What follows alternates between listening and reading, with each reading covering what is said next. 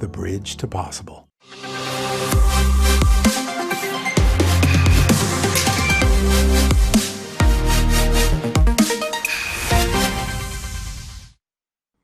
Hello everyone, and welcome to the Cisco Securex Summit.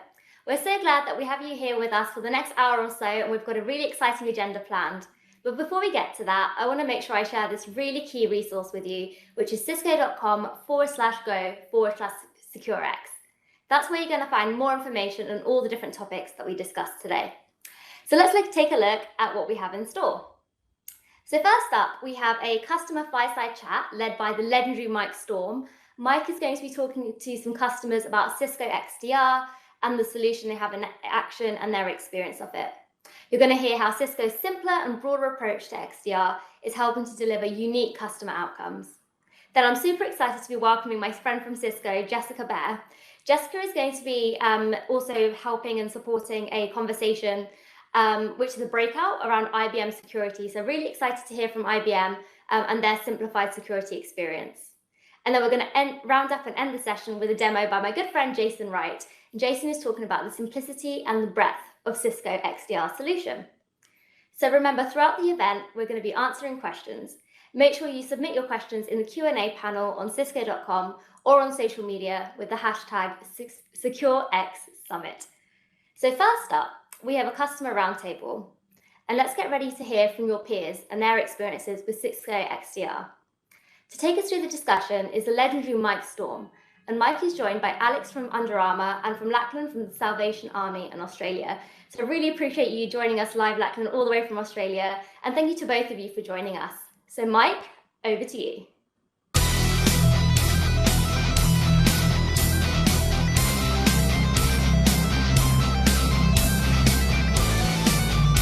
How's everyone doing today? This is Mike Storm. I'm so excited to be here and extremely privileged to host this type of a roundtable of pure experts with two amazing customers.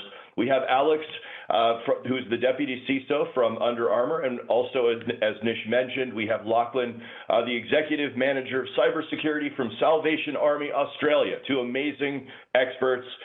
First off, Alex, how are you doing today? Very good, Mike. It is great to be with everyone that's online. It's a great day to talk security. Thank you for having me. Fantastic. Welcome. And then Lachlan, how are you on this early morning down under there, sir? Hey, Mike. I'm doing very well. Thanks, mate. Glad to be here on the call. Fantastic. So just so everyone out there knows, this is truly a panel of experts. To have the opportunity to discuss such a cool topic, Securex, which many refer to as an XDR plus, if you will, with such smart people is just an amazing opportunity for us. Amazing opportunity to kind of hear directly from our peers. How are they using the system and the good, the bad, the ugly, et cetera, of what they do on a day-to-day basis. So Alex, let's start with you. Tell me a little bit about the organization and kind of how you manage cybersecurity from an operational standpoint. Yeah, great question, Mike. As most of you know, Under Armour is a global company. We do not sleep, right? So at the end of the day, some part of Under Armour is always up and running, right? As a global organization, our responsibility is to protect our global assets, our global network, and our global e-commerce environment going forward. So we use, as much as we can, automation to make things easier and better so that we don't spend a lot of time trying to quickly identify and mitigate the threats that we are seeing. Got it. Very cool. And so same question for you, Lachlan. Tell us a little bit about your area and how you guys manage cybersecurity. Yeah, as most people would know, the Salvation Army is a globally recognized and trusted brand.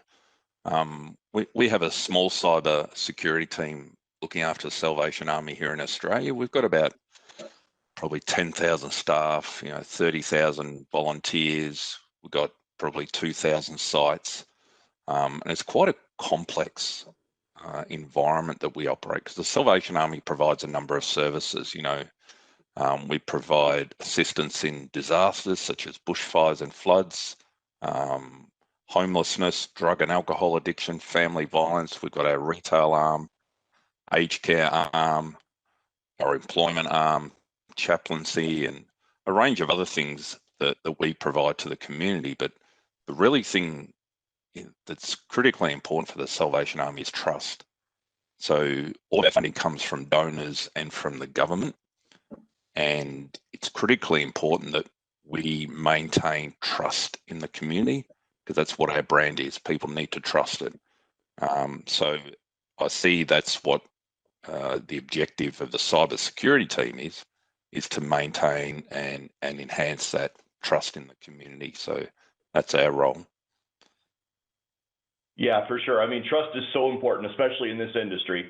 It's so many different things happening. I mean, it's been an unprecedented period of time that we've just come through, and of course, still dealing with it. So, trust is certainly top of the list. So I'm going to ask you both the same question. I think this is a good one, and I'll start with you, Alex. I'll kind of flip back and forth here, but Alex, I'd love to know what were some of the elements that drew you to Securex, and or what do you like best about it?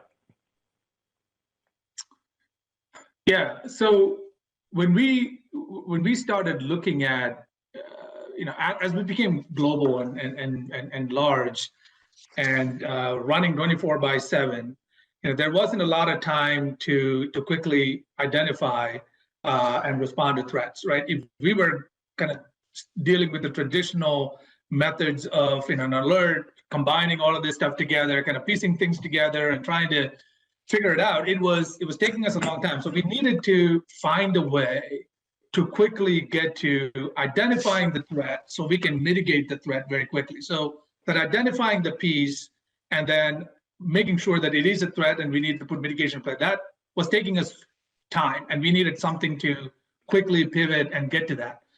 That's where I think Securex is actually adding value to us, right? So we are able to bring together the multiple entry points that we have, or bring to bear the multiple threat vectors, if you may, and trying to kind of get it across one single pane of glass. And that's such a cliche word that we always try to use, and it never happens.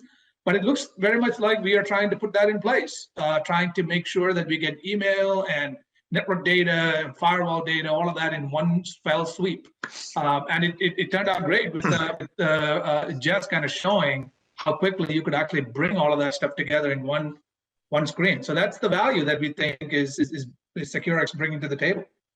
Yeah, that's fantastic feedback. In fact, we hear from a lot of customers that one of their number one benefits of Securex is the fact that it does reduce their time to detect, and because of the integrations, they get such a trusted level of evidence right away that they can make decisions. So it's good to hear that you're experiencing the same thing. Fantastic.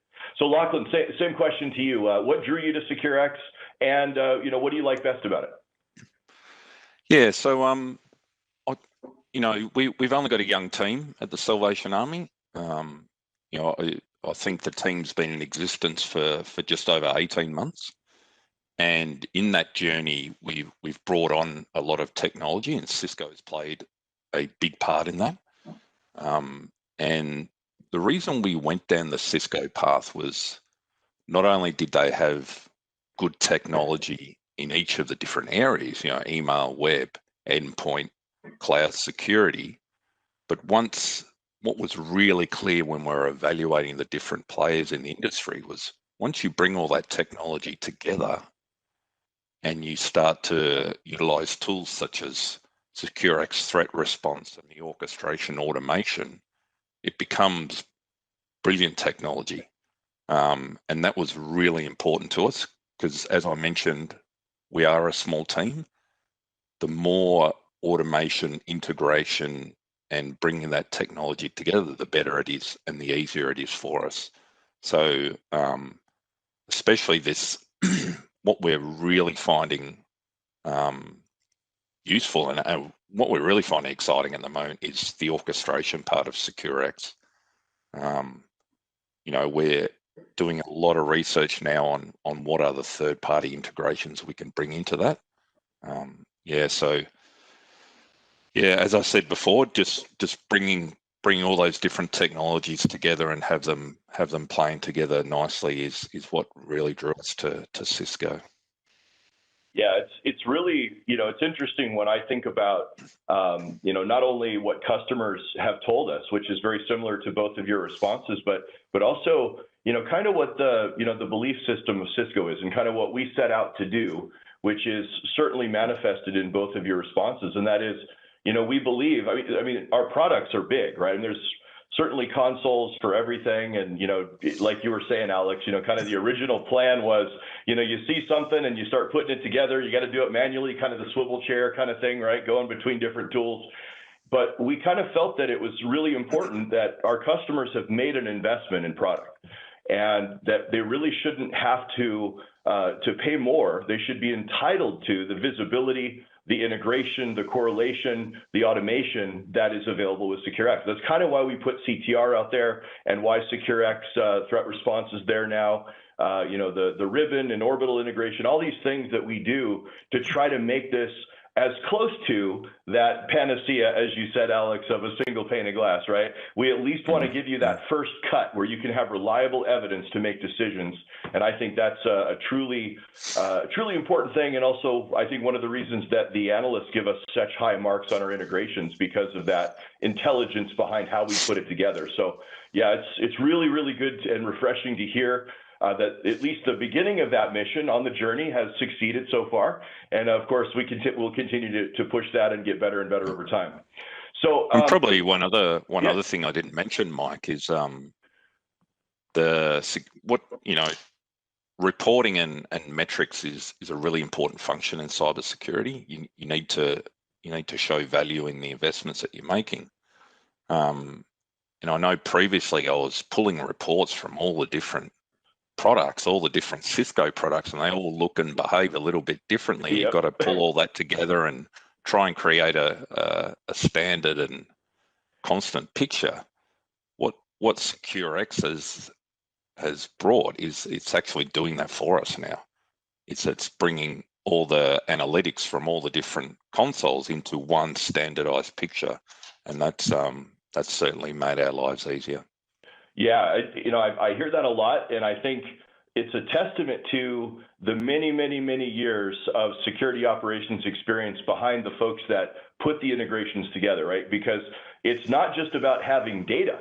It's about having useful data that makes sense, data that's meaningful, and data that really, gives an operator or an analyst the information that they need to make good decisions for action, right? That's huge. And then reporting is kind of a direct benefit of that, right? Because it's the data that's being collected and summarized that's actually being presented to you. So those data sets can be very consistent and very meaningful on the output. So good to hear.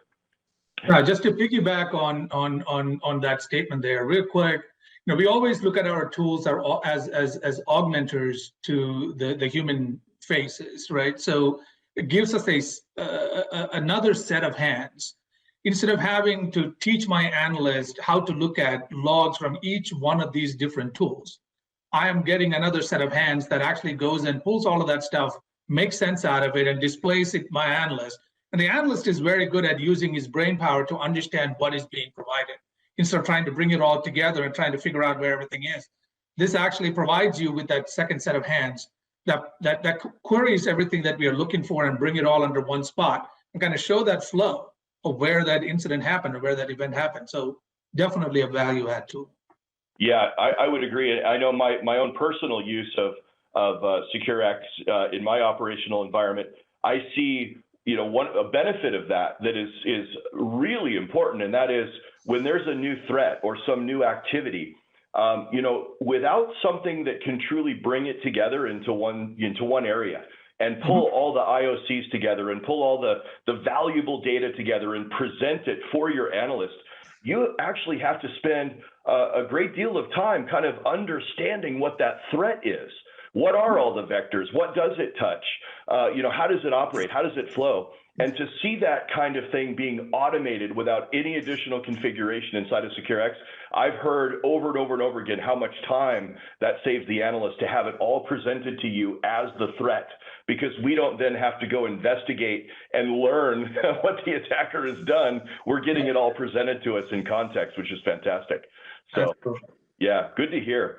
So, you know, I have to ask the obvious question that probably is on everybody's mind.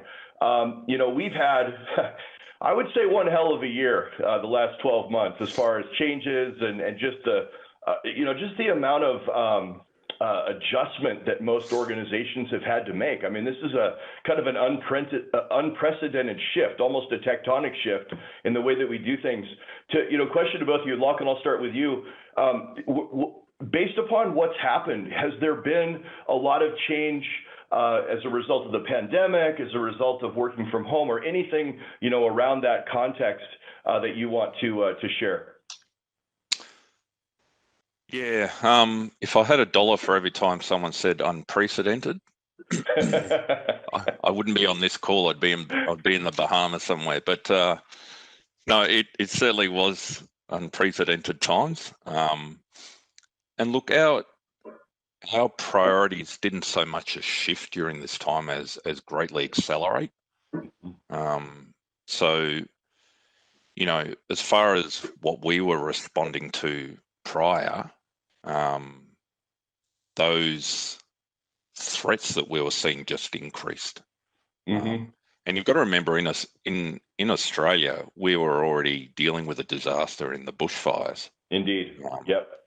And when you're working for a charity or organization in times of disaster, you become a target because those cyber criminals want to get a hold of the money that's flowing into your organization. So we're certainly already seeing increased activity as part of the bushfires. But I think luckily for us, just as that pandemic was starting to break, was just as we were deploying the Cisco technology.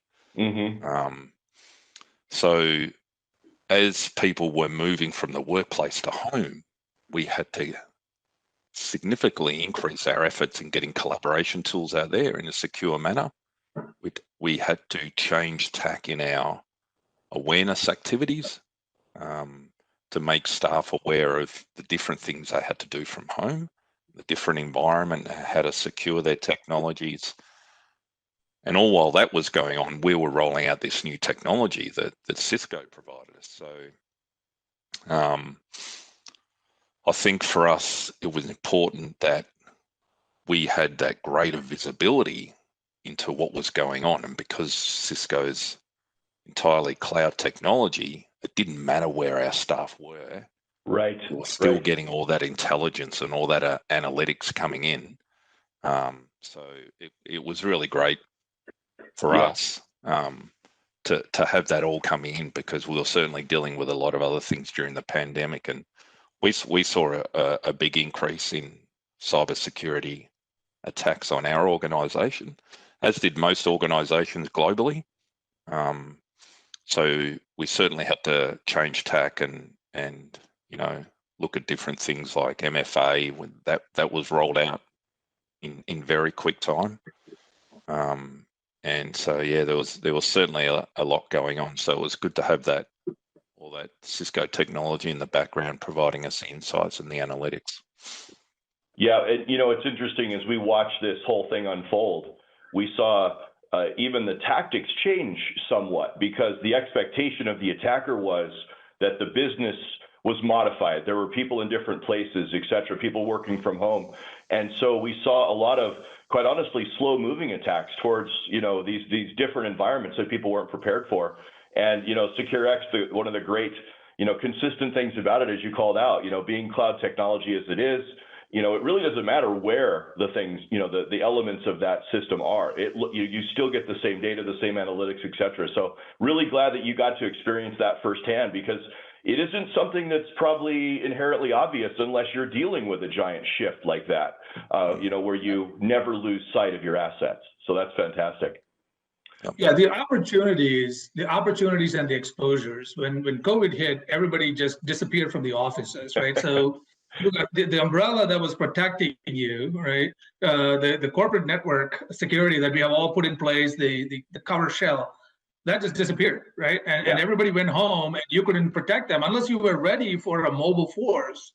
You were trying very hard to get a hold of that very quickly. So the opportunities increased. So you hear about more attacks and more exposures, et cetera. It's because the exposures just happened. Right now, you have to defend everybody's home, not just your corporate offices, right? So that's where the issue was. Yeah, right and that's exactly what attackers hoped for, right? They thought, well, people are saying their $80 million investment in their shell, as you said, the on-site shell is worth about $8 right now because everyone's moved off-site, and if you can't see them, if you can't see them, I mean, it kind of opened the door for those attacks, and some of those attacks, I mean, I know we saw the rebirth of ransomware, and some of these other things that really had, not that they went away, but they quieted down a lot, right?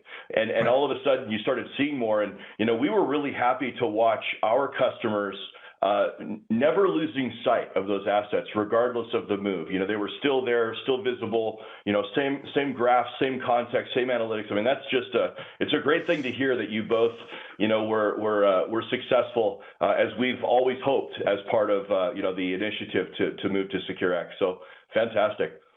So I think we're probably 5 minutes away from as far as being out of time. I would love to know, though, from the standpoint of your current operational models, what you're doing now. Obviously, it's a new calendar year. I don't know if that changes much right now because everything's kind of still the same a little bit. But do you have any new priorities or any new ways that you might be leveraging technology going forward? Anything you can share, of course, anything private, you please omit.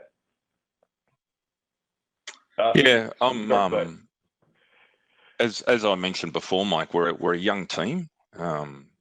Just over 18 months old. During that period, we've deployed a lot of technology, a lot of new technology. We've replaced legacy, and with the Cisco security suite, we've standardized a lot of things. I think for us, in the next 12 months, a lot of what we'll be doing, our priorities will be bedding down that technology. We'll be educating our staff on how to use it, and wherever we can, we'll be integrating third-party products into the technology. So we look at Securex, and you've already got some third-party integrations in there.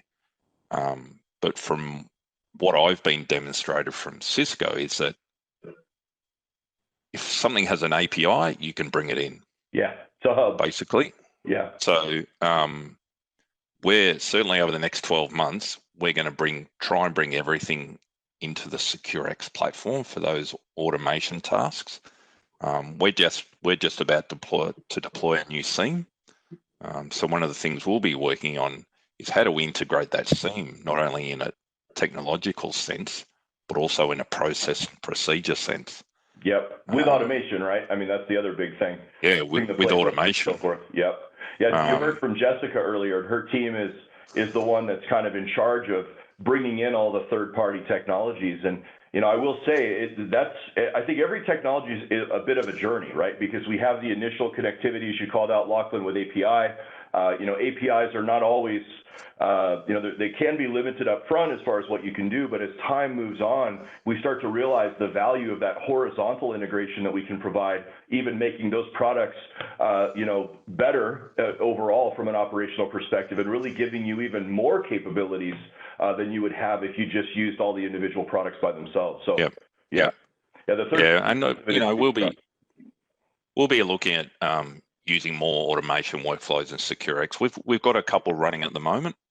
One of our workflows that we've pulled off one of the GitHub repositories, where a whole stack of great workflows and atomic actions are already sitting there, is we've got this workflow running every morning for us on a schedule that searches the Talos blogs, looking for new blogs and new IOCs and observables, brings them into the platform, searches our network for these observables and these IOCs, produces a report for us. So when we come into work in the morning, that report's sitting there in our WebEx chat and a ServiceNow incident, and we're ready to hit the ground running.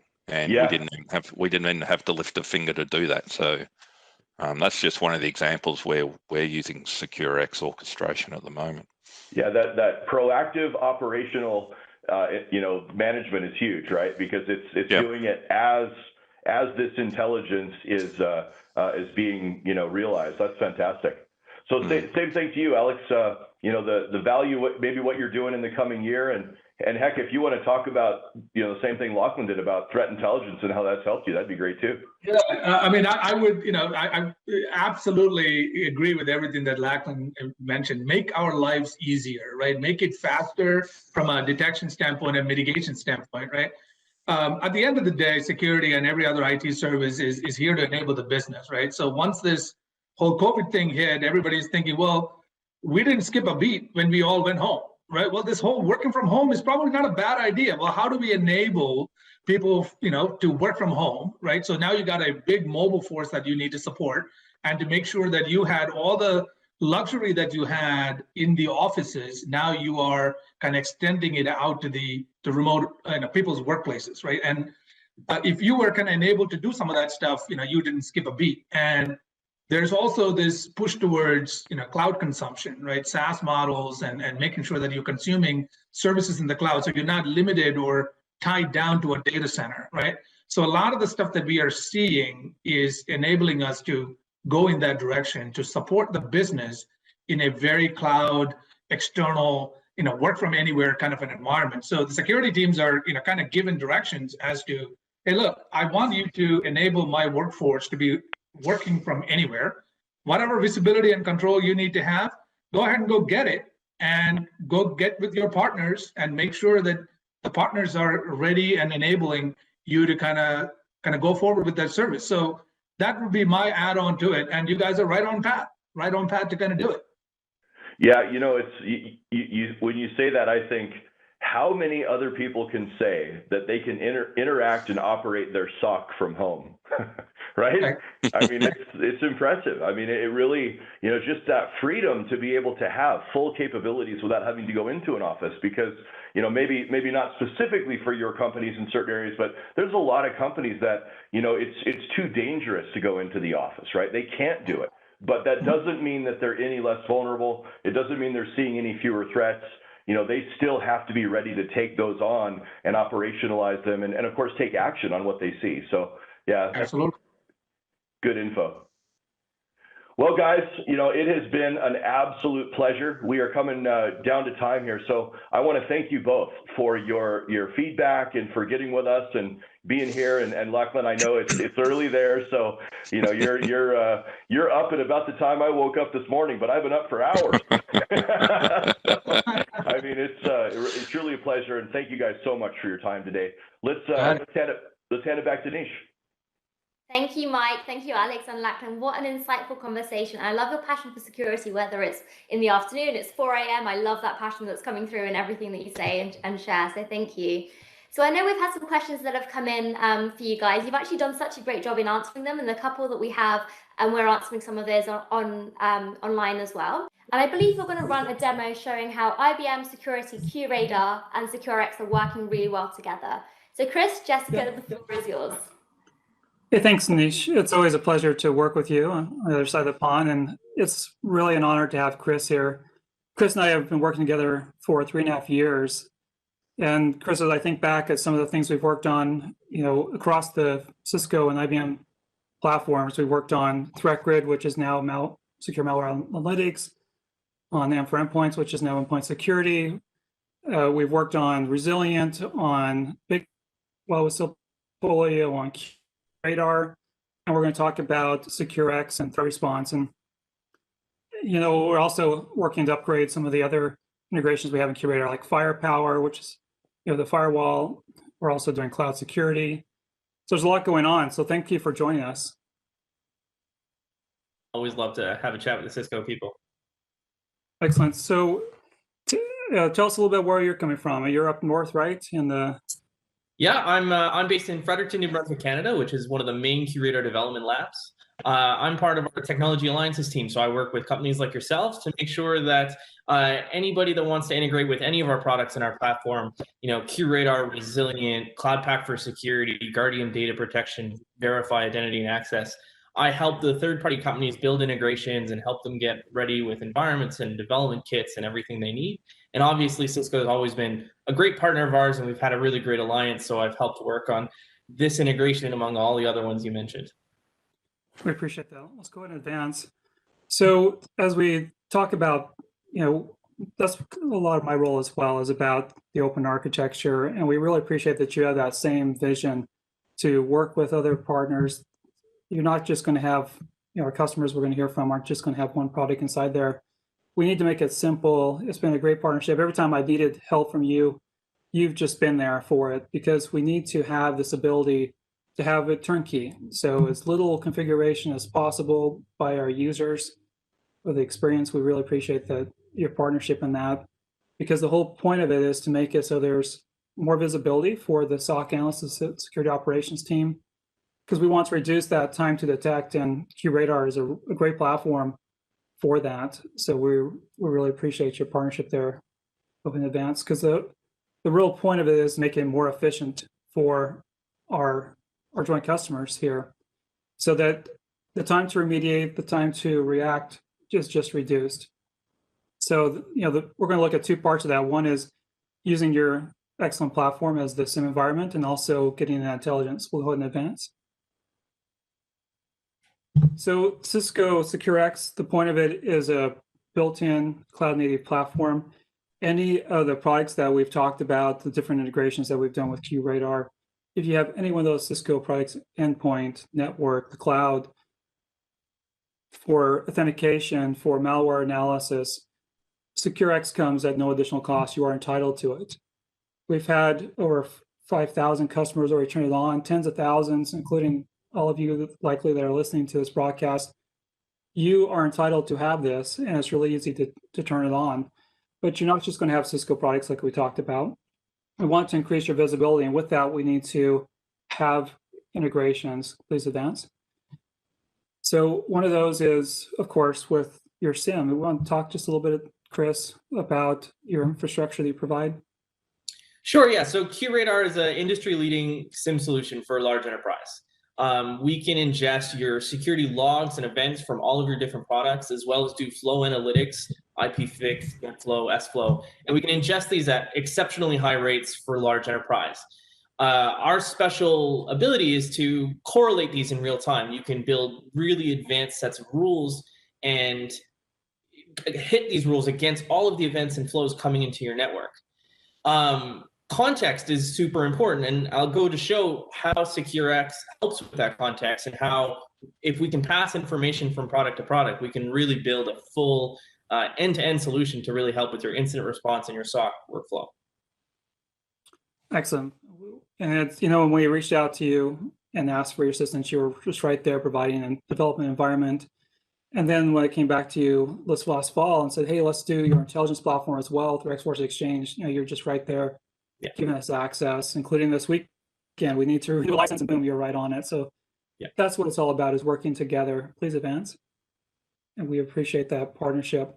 So with Securex, we have different parts of it that are part of this platform. One that you'll see across all Cisco products is this ribbon, the single sign-on, and the context, so you can start an investigation. Also, when we get into the demonstration, we'll see a dashboard with some of the statistics from the different Cisco security products, but we're going to dig into some other portions, so please advance. So integrations is one. So we have a pre-built integration with QRadar, and then also the intelligence source. So QRadar being kicking off an investigation, because you're most likely to be in that environment, and then also being able to get that intelligence. Please advance. So threat response is the real core of it, and that's a platform for a unified threat response, an aggregation of APIs, and then you can actually do something with it. Advance, please. And then the other aspect of it is orchestration, to be able to automate the different workflows and human tasks. So these are in bold the areas that we're going to cover in our portion. Please advance. And continue. So how is it going to happen? we're going to be inside of QRadar, and there'll be some sort of event or observable, and you'll want to do one click and be able to go and investigate that. As we get into the other demos, you'll see that you could also do this from security blogs, from Cisco interfaces across the ribbon. You're not going to be spending, your time glued to the Securex interface. You're likely going to be inside of your SIM or other environment in your infrastructure, and then go and investigate it. Advance, please. But once you do that, with one click, you're going to be able to very quickly, is about 60 seconds is the time that we ask that all of our integrations give back answers to you, and then see the relation between all these different aspects of an attack, whether it's a SHA, a file, if it's coming from an email, if it's a suspicious or malicious URL that may be hosted on an IP address, and then be able to take action on those targets. Advance, please. And that's what we really want to empower you to do, is do something about it. Not just, you've seen those commercials like, hey, we alert you there's a problem, but then like, now what? You take action. So are you going to isolate a host, block the file, block destination, such as DNS? Please advance. So we want to empower you to do something with it. So these are the observables that you'll be able to search across inside of the Securex environment. And we've mapped to those we show in the demonstration to over 100 different fields inside of QRadar to these fields that we support inside of threat response by Securex. As you think about your environment, this covers a whole lot of the different attack vectors that you will see in you. Please advance. So how does this work? When you have an alert in your SOC, currently you may have to do a cut and paste, copy a hash value or an IP address into many different consoles, and then do the search, and then it comes back and you figure out what is going on there, and then maybe take action. Please advance. So what Securex is designed to do is, instead of doing that, you ask in one place, it goes out with this API aggregation. It asks the question to all the different data sources, including, as we'll see here, IBM X-Force Exchange. What do you know about this? Bring that back so you understand the context. What is happening with this particular observable, this IP address? How does it relate? Am I affected in my environment? And then be able to take action and remediate. So that's what we're going to do. Please advance. And the other side of it is making that your task more efficient on the orchestration side. So you may have different tasks that you need to do, these human power tasks. Please advance. And to empower you to create workflows using atomic actions, those are specific actions working with an API. So you could, any product that you have that has an API, you're able to create an atomic action, those tasks, put them together in a workflow, and then to run those. And those are some of the feedback. You can see the feedback from some of the customers, how they combine multiple tasks across different products and different infrastructures and different teams, and then be able to execute with one click. And that's what we'll be doing. Please advance. So in summary of how this integrates into your architecture, you're going to have Cisco products, third-party products. You're going to have your IBM infrastructure. And we want to be able to provide enrichment and also make it more seamless for you and provide the ability to response. So you have those different aspects of Securex, the dashboard, the tiles, the ribbon across the bottom, the core threat response, orchestration, but you're probably going to tie it into other playbooks like in your SOAR environment. We're not trying to just have you rip out your SIM, of course, because you're going to be using the SIM, like in this case, QRadar. We're not asking you to rip out your SOAR rather than work with it. IBM Resilient is a very powerful SOAR platform. Been an honor working with Chris and his team to build integrations with that. You're going to get security feeds from different places to help secure your environment. Please advance. So I showed the different fields that, observables, and those are indicators of compromise that we support. And there's a whole lot inside of QRadar that we've mapped to over 100. Chris, you want to pick it up here and talk more about your awesome platform? Yeah, so one of the things that Cisco Securex is taking advantage of is QRadar has a GUI application framework that allows third-party companies or customers or services companies to build integrations that inject things into our UI. One of the most important things that you can provide to a SOC analyst using QRadar is context, right? I see an IP address, it's not a local IP address. Is it bad? Is it good? I don't know. With our GUI application framework, you can inject that information so you can have real-time on-demand enrichment where a user can hover over one of these fields and immediately get answers from Cisco Securex of should they be worried about this or not, or do they need to continue investigation against this or not, or is it benign? Can I leave it alone? Cisco Securex has, mapped more fields and used this feature more than any other partner we've ever had. Typically, you'll see companies, work with IP addresses, maybe a few URLs, but Cisco Securex really tried to make sure that they covered the wide gamut of possible fields in QRadar, which there are tons, as you can see here. This is a small, very, very small percentage of the list that they actually cover. Next slide. So this is what it looks like inside of QRadar. So this blue panel pops up anytime you hover over an item in QRadar, whether you're in the log activity tab, which is your logs and events, you're in the network activity tab, the assets tab, and it will enrich with any information that QRadar has, which generally for most things isn't very much, right? If it's an asset that QRadar knows, it'll give you the asset information. If it's part of a domain that QRadar knows, it'll give you that information. But here we can see the power of integrating with platforms like Cisco Securex. I've hovered over some SHA-256, and all of a sudden I have tons of information provided to let the SOC analyst know what he's looking at or what he or she is looking at, and can now make a decision and move forward. Next slide.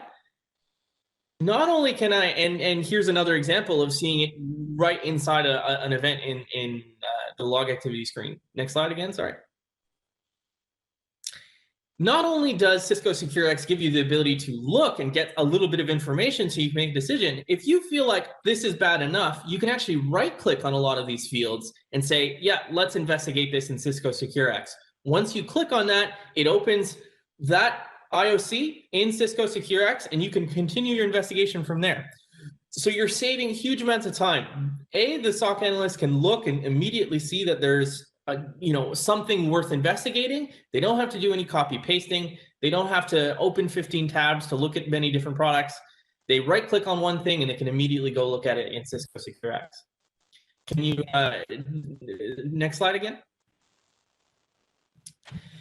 Also, IBM Security has something called the X-Force Exchange, which is our threat sharing platform that has threat intelligence from our researchers, from our managed services teams, and from other users who've decided to share threat information.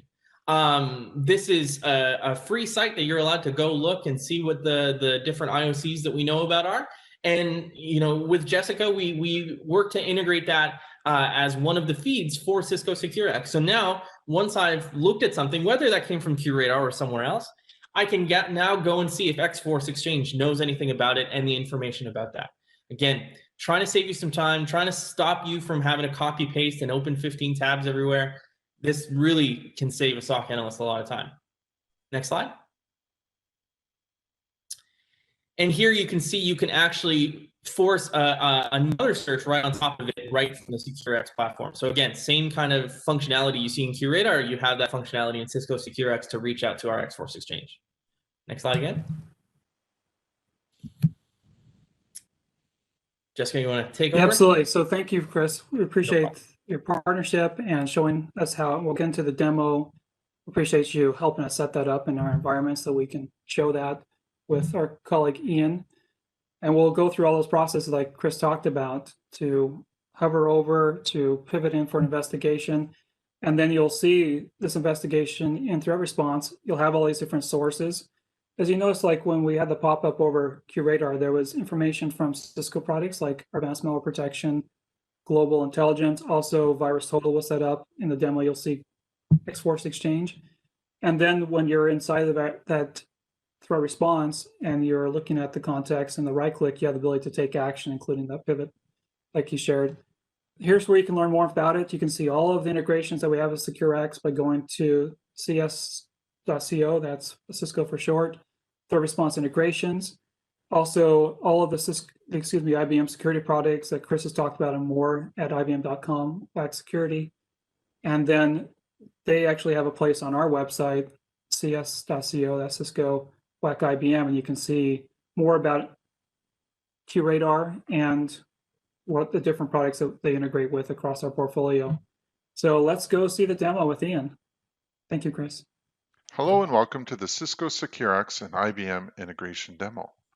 For Cisco Securex, I am Ian Redden, the Manager of Ecosystems Development at Cisco. I'd like to talk to you today about Brian. Brian is a SOC analyst at a small financial services company in Toronto, Ontario, Canada. Today's demonstration follows what it's like to use both Cisco Securex and IBM QRadar in a security operations center. Without further ado, let's get started. Brian starts his day with a quick meeting with the SOC manager. Every day he receives the same question: how secure are we? Unlike other analysts in Brian's industry, he's never been worried about this question as he's powered with both Cisco Securex and IBM QRadar. Brian's Securex dashboard contains everything he needs to know to efficiently secure his organization. In addition to integrations with his Cisco products, the integration modules have been set up for all the products that Brian owns in his organization. Additionally, from available integration modules listing, Brian has considered other security products to add to his arsenal of tools. And he's really eyeing a Cisco Umbrella subscription and VirusTotal. Brian usually starts his day the same way by opening his QRadar console. Very quickly, Brian notices something very strange. COVID-19youtube.com. 55% of cyber-squatted domains today are usually malicious or potentially fraudulent. As this domain resembles youtube.com, a popular video sharing website, Brian decides to investigate further. We're going to hover over the destination IP address. Cisco Securex is built on Cisco's threat intelligence model, CTIM for short. Judgments are the intent or nature of an observable. For example, is it malicious, clean, suspicious, common, or simply unknown? Verdict is the top judgment of the judgments. And citing is when an indicator has been seen. Indicator is evidence to support a judgment and what defines activity or presence of malware. In this case, with Cisco Securex verdicts, we have Cisco AMP Global Intelligence, IBM X-Force Exchange, both telling us a disposition of something we need to look at. It's either malicious or suspicious. And Cisco Umbrella is giving us a disposition of unknown. So based on this information, Brian decides to investigate further.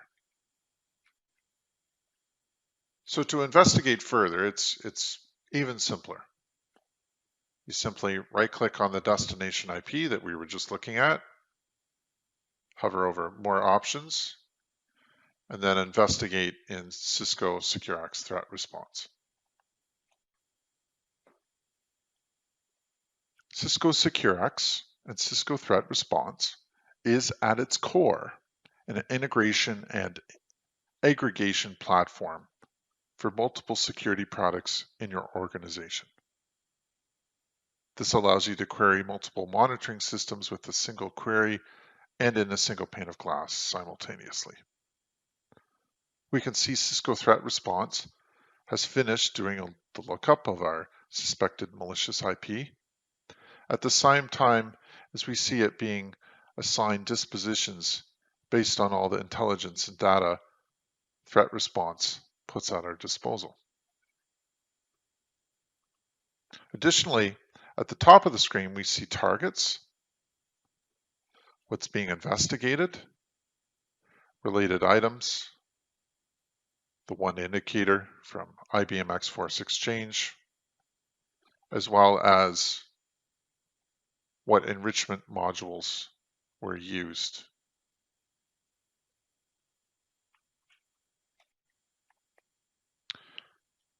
This purple computer icon tells us that one of our workstations has indeed seen this IP address. We can also see it has been potentially communicating with it. We should probably look into that further. And now that Brian is aware of this machine, he starts to dig a little deeper. He selects the target endpoint and investigates further and threat response.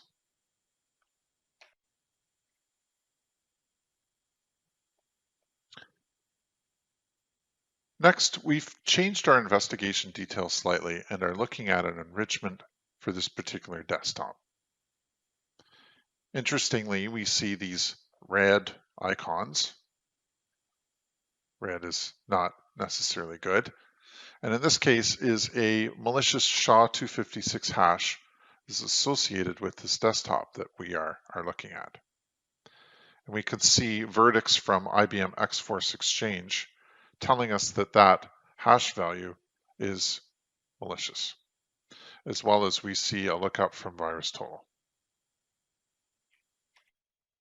If I wanted to know more information on the malicious indicators and their verdicts from IBM X-Force Exchange or Cisco AMP file reputation, VirusTotal, etc., to pivot to their particular website for the particular enrichment module you're interested in, you can simply click on the down chevron, and then I could pivot to IBM X-Force Exchange, which would take me to that particular website, or I can investigate further in ThreatGrid or Cisco Umbrella.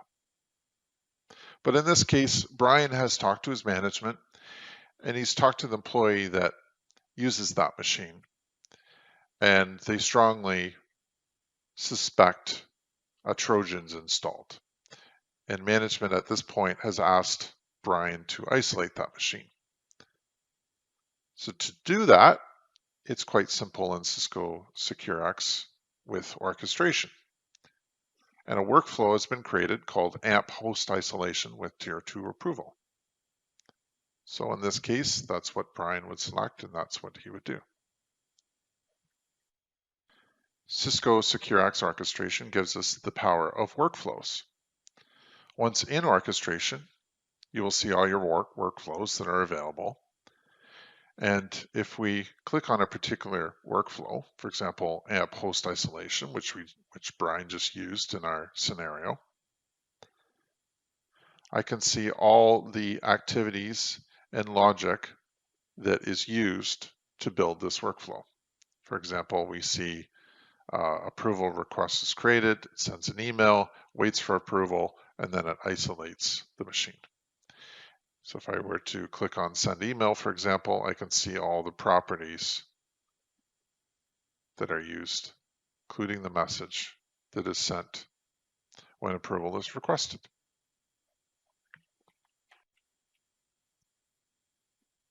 Additionally, it's important to note that while our enrichment modules have created a verdict or a judgment on a node, by clicking on the down chevron, you're capable of creating your own judgments. So if you knew this file wasn't malicious and it wasn't being listed as malicious or vice versa, you could come in here to the create judgment window and create a disposition for it and a reason.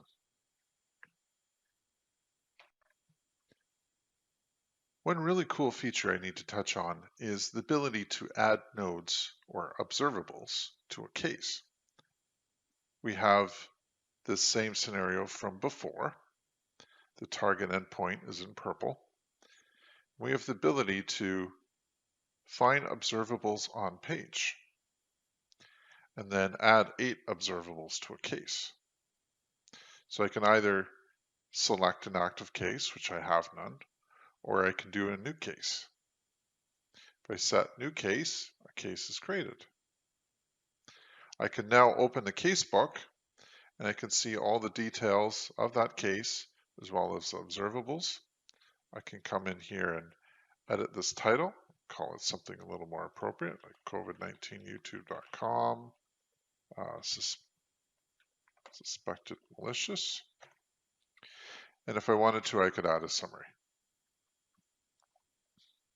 Setting up QRadar to be able to communicate with Cisco Securex is quite simple. Once you've installed the integration and extensions management, you should see an icon for Cisco Securex Threat Response. If you open it up, you should see the extension settings requiring a client ID and client password. To generate the client ID and client password, go to Cisco Securex, come to your administration page, open up API clients, and generate an API client. Plug in the client name, so I'm going to use client name of QRadar. And then under scopes, you need enrich read and inspect read. Once you've selected those two and plugged in a client name, you can click add new client. This information can be used now to copy to your client ID and client password. Click save and you should be good to go. That is all for this demo. Thank you very much for your time. I am Ian Redden. Take care. And so we'll move to our next section now, which is hosted by our ThreatWise TV host, Jason. So Jason Wright, how are you doing? Doing fantastic, Nisha. What a great event so far. Really enjoyed hearing from a couple of customers. So thanks for having me on here as well. Appreciate it. And I believe you're going to take us through an XDR demo, right? So show us what's exciting, what's new, and why customers and partners should be excited as well. I will. I am. And I am looking forward to walking you through all of this. So we've got quite a bit to show you, but it's actually a pretty straightforward demo. But I think this is a really powerful demo that shows not only the simplicity, the visibility, and the efficiency that Jessica was talking about, but also some of the automation and the level of integration that we created with all of our products in the first place before Securex even came around, that has enabled part of what we're able to do here in an XDR solution, right? So this has been one of the biggest aspects of it. And what I want to walk you through here is a little bit of how you would do it traditionally with looking at a couple of different products and trying to correlate them and figuring out how to do it. But even what I hope you'll see is the level of integration we have there is already well far in advance of what you're used to with that swivel chair management. And then finally, I'll show you how we automate the entire process so that you could be pretty much completely hands-off and just kind of monitor some of the end result of what has happened when we find these events and can isolate them automatically. So let's take a look at a little bit of a more traditional way to start some of our day and our use case here. If we're looking at our network security analytics platform that we call StealthWatch, that we are seeing a few events from. And if we look down here, we've got GandCrab is a piece of ransomware that's been detected on one of our local hosts. And so one of the first things we're going to do is take a look at this particular host and see some of the things that we can do just from a drop down, just from a single product and a single perspective, is look into other products and have them interact, right? So one of the things you see here is investigate with threat response. That's part of the Securex platform. One of the things you see is create a judgment or do something with our endpoint technology, with AMP for endpoints. So a separate product and technology, but integrated and working from the network security analytics technology that we're looking at here.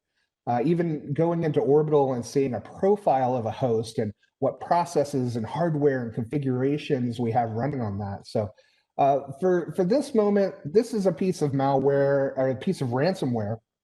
That's something we definitely want to move quickly on.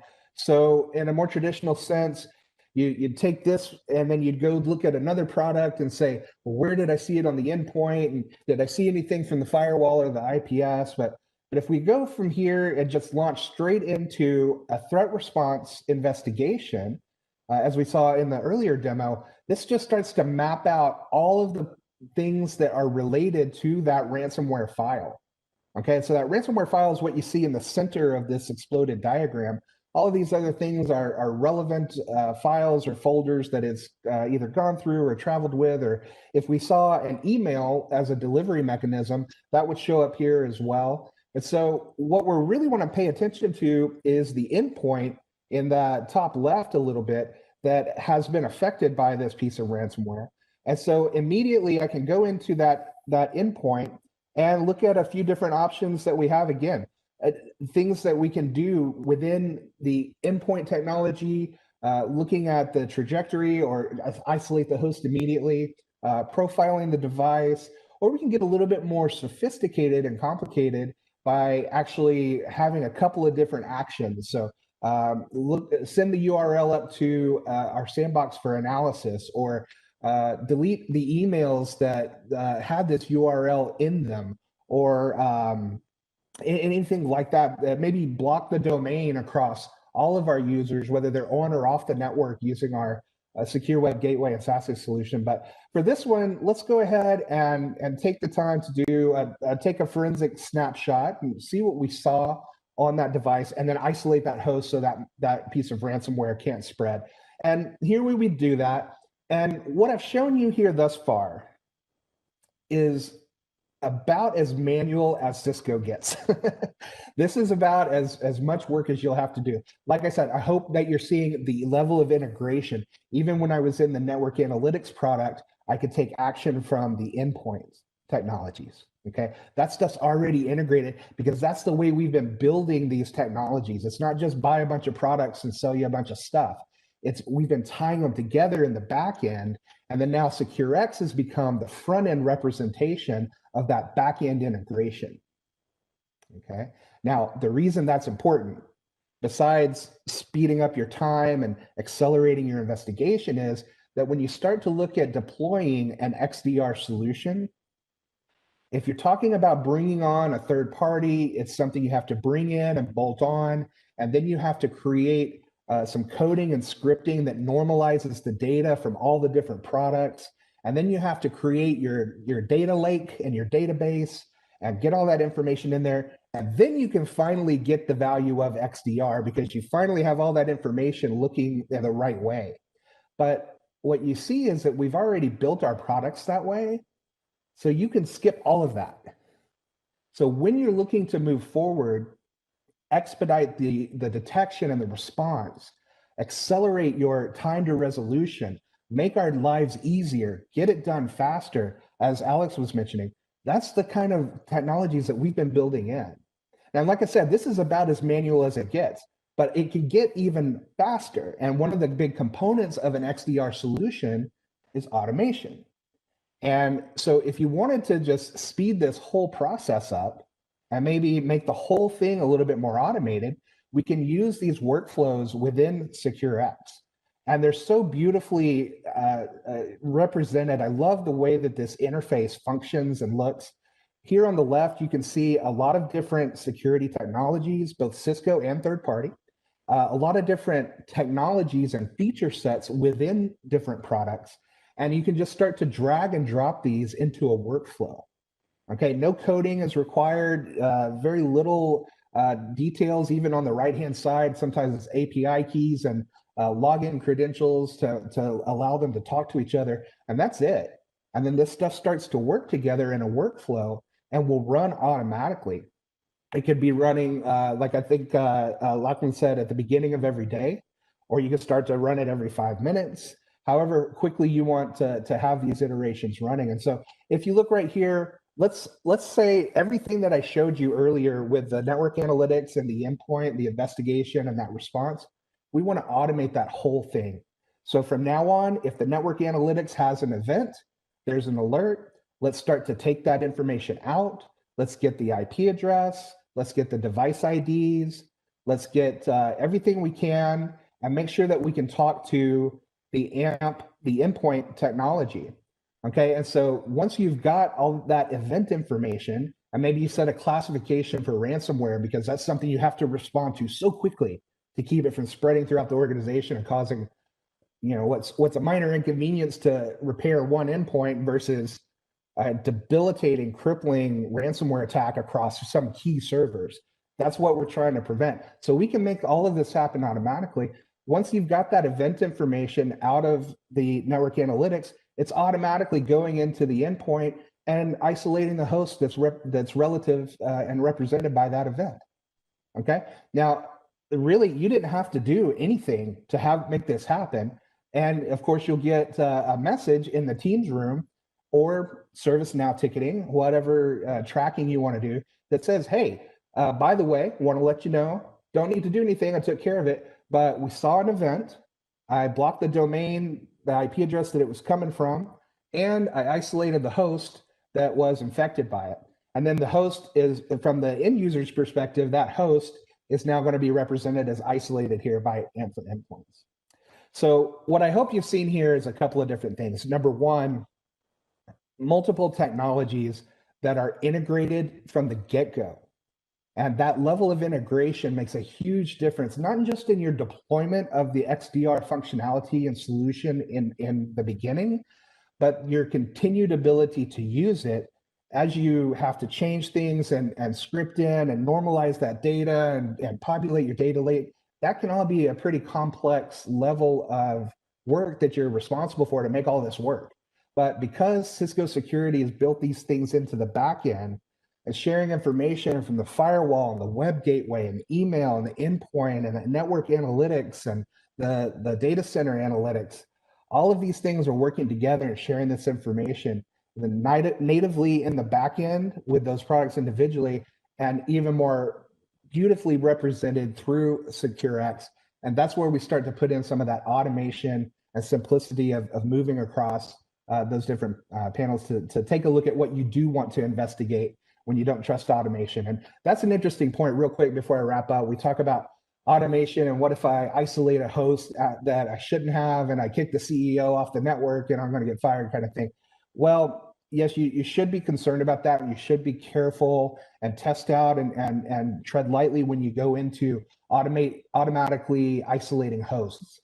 But when I talk to customers, what I'm hearing is that they would much rather have to deal with a false positive or a minor inconvenience of one or two users rather than face a ransomware infection that went through their entire network and crippled the entire network and may cost hundreds or thousands of dollars in repair. And even if you had good backups, that's still days and days of work to get everything restored and get that network back up and running. And so erring on the side of caution and automation has been the MO, especially with the ransomware movements. And like we heard from Alex and Lachlan, that so much more of that has been stirred up by COVID. This is where you need to rely on these kinds of things. So level of integration in the back end reduces your time to set up an XDR solution, reduces your time to use and maintain your XDR solution, ultimately providing incredible level of simplicity and visibility and efficiency via those automated functions that you can run that are allowing you to do all kinds of things with all kinds of products. And ultimately, at the end of the day, that's what we're here to do, is make your lives easier, simplify your security operations, reduce the time to detect and respond, and really just take the endpoint detection and response, take the network detection and response, and then make the X be the secure X. It makes it XDR that puts it all together, ultimately saving you time, saving you money, and probably saving your network at some point, because you saw how simple and quick it can be. So with that, I'll turn things back over to Nish, and I think we're going to take some questions and see what people think. I'm excited to hear it. Amazing. Thank you so much, Jason. I love the energy that you bring to your demos, and it's one of my favorite things about watching the ThreatWise TV episodes. So thank you for that. Well, if I could put in a quick plug, we have so many of these, so many of these videos with our ThreatWise TV program. If you want to check out more demo videos, everything's about 10 minutes long, quick interview, why are we doing this? And then a quick demo is showing the technology of new features and our products and how they're working together, especially with Securex these days, over at cisco.com/go/ThreatWise for the ThreatWise TV, and you'll see almost 100 videos. So we're coming up on the century mark of those demo videos out there. Great resource for our customers and prospects to learn more about our technologies. Amazing. It's amazing how my brain has retained that URL, Jason, from when I guest hosted one of the episodes. So yeah, that was a super fun one, so check that out. Okay, so a couple of questions that we've had come in through, and we've got a couple for Jessica and Chris, and we've got one for you as well, Lachlan. But Jessica and Chris, let's come to you first, because you obviously talked about Securex and the QRadar integration. So where can people go to find and download this information? So the QRadar integration can be downloaded from the IBM Security App Exchange. All the apps on the App Exchange are free for any QRadar customer to go ahead and download. And all you have to do is go in there and search for Cisco and you'll find it. Amazing. Thank you, Chris. And then I guess what are some of the new capabilities that people can keep a lookout for around QRadar? QRadar is going through lots of interesting changes. We have upgraded to a new application framework, which Cisco is working to upgrade their apps to, and a lot of new technology changes. We also have a new platform called Cloud Pak for Security, which is sort of the future of our IBM security portfolio, where we'll have kind of one unified platform with services that companies like Cisco can use to build micro applications on top of. So a lot of our development focus and a lot of our focus and marketing focus this year is going to be around Cloud Pak for Security. Awesome. And you refer to obviously what's coming ahead in 2021. So Lachlan, I guess I've got a question for you in the theme of obviously January, first month of the year. So what are some of the opportunities, some of the challenges that you're seeing with security this year? What's your priorities or your focus areas, I guess, going to be? Well, I think, as I was saying to Mike, I think as we bring in further products into our realm, I think we'll definitely be looking at integrating those into Securex. So we've certainly, on our Securex journey, we've certainly integrated all of the Cisco products. We've integrated VirusTotal, and I think over the next couple of weeks, we'll be looking at bringing in things like Shodan, Google Safe Browsing, Have I Been Pwned? And we're going to look at using those technologies. For instance, we might look at getting some alerts from Cisco CloudLock on a potential account takeover. And we might go to Have I Been Pwned and see if they've been part of a recent data breach and return that information. So things like that we'll be looking at leveraging that technology for those kinds of things. As I said before, we're just about to bring on a new SIEM. We'll be looking at how we can integrate the two to get better automation. But you know, we're so impressed with the Securex technology that we're actually considering now that being a requirement when we look at other technology. Can you integrate with Securex? Might be one of the requirements on the RFP. So yeah, we're pretty excited about our journey for the next 12 months. But as I said before, it's a small team, so wherever we can get automation, we'll certainly be looking at that. Absolutely. I'm sure you'll be busy, but as you said, we've got a few things that we can do to help you as well throughout the year. So yep. Again, thank you so much for joining us. And I think that's actually all we have time for today in terms of questions.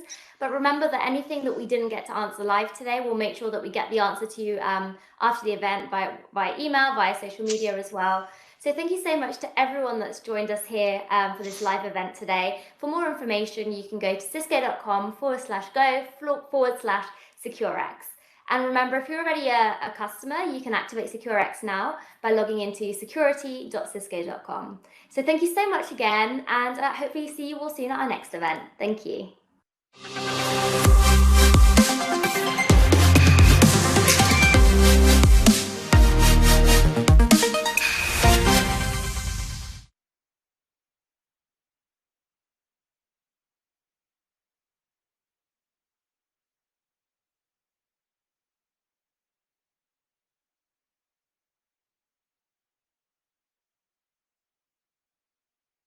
Lucy is my English name. The Chinese name is Xiu Fan. I come from Beijing, China. I have been working in Cisco for 19 years. I'm a sales manager in customer experience team. I think Cisco is really a great company. Cisco support us giving back live days. We have some energy. We have the eager from the heart. So everybody, when they know what I'm doing, they just raise hand. Lucy, give me a chance. I want to join. I can make something happen. I work for the Grey and Shine Foundation since 6 years ago. They had a lot of program, but the major program is support rural teacher and rural children for the reading program.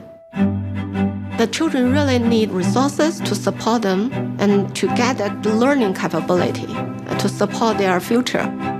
We actually leverage Cisco some technology like WebEx. We provide some training to the teacher. They can, improve their skill and their reading knowledge, and they can know the word better. I think together we have a big power. Is not only